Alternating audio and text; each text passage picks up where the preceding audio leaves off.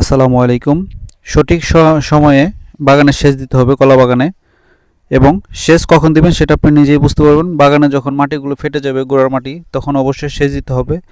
এবং সঠিক সময়ে সেচ না দিলে যে ক্ষতিটা হবে সেটা হচ্ছে গাছ টলে যাবে এবং গাছের গ্রোথ নষ্ট হবে এবং পাতা নষ্ট হয়ে যাবে এবং রোগাক্রান্ত হবে এবং অবশেষে গাছ মারাও যেতে পারে এবং ফলন খুব কম হবে, অনিশ্চিত। এবং আপনি যদি সঠিক সময়ে সেচ দেন এবং অবশ্যই সার দেওয়ার সময়, সার দেওয়ার পরে অবশ্যই সেচ দিতে হবে এবং সঠিক সময়ে সেচ যখন দিবেন এবং শীত মৌসুমে অবশ্যই 15 থেকে 20 দিন অন্তর অন্তর বাগানে সেচ দিতে হবে এবং সঠিক সময়ে সেচ দিলে গাছ ভালো থাকে, গাছের গ্রোথ ভালো থাকে এবং গাছের পাতার কালার সবুজ সতেজ থাকে এবং খুব দ্রুত সময়ে ফলন দেয় ইনশাআল্লাহ।